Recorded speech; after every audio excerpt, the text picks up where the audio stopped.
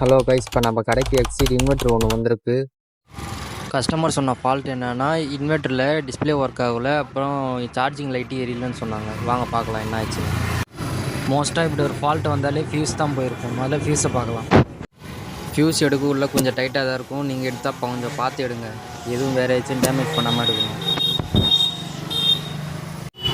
சொன்ன மாதிரி ஃபியூஸ் தான் டேமேஜ் ஆகிருக்கு. உங்களுக்கு இன்னும் தெளிவாக தெரியணுன்றதுக்காக இந்த இமேஜ் போட்டிருக்கேன் பாருங்கள்.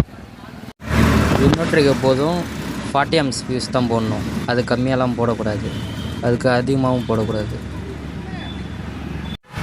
ஃபியூஸ் போட்டாச்சு. வாங்க எப்படி யூஸ் ஆகுதுன்னு பார்க்கலாம். கரெக்டாக ஒர்க் ஆகுதா இல்லையான்னு வாங்க பார்க்கலாம்.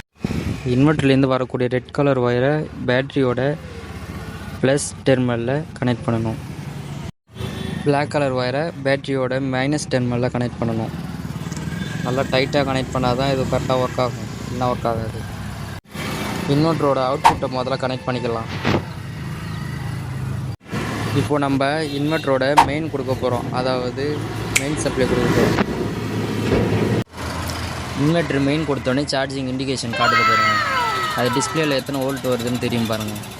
அதுவும் இல்லாமல் பேட்டரியோட வோல்ட்டும் அதிலே தெரியும். 13 வோல்ட் இருக்குது பேட்டரியில். இப்போ நம்ம இன்வெர்ட்டரோட மெயின் ஆஃப் பண்ணி பேக்கப் கரெக்டாக வருதான்னு பார்க்க போகிறோம்.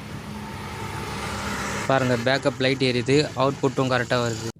இது மாதிரி இன்வெர்ட்டர் ரிலேட்டடாக உங்களுக்கு வீடியோ வேணுன்னா நம்ம சேனலை சப்ஸ்கிரைப் பண்ணி வச்சுக்கோங்க.